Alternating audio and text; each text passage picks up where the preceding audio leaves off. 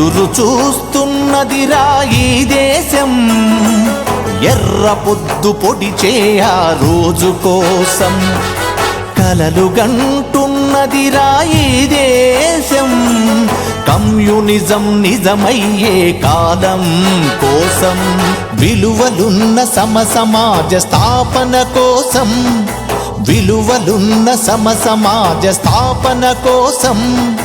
పేదోళ్ళు గొప్పోళ్లను తేడాలే సమసిపోయి సకల జనం ఒకేలాగా సుఖపడు రోజొస్తుందని ప్రతివాడు రారాజై పని చేస్తూ దీవించే,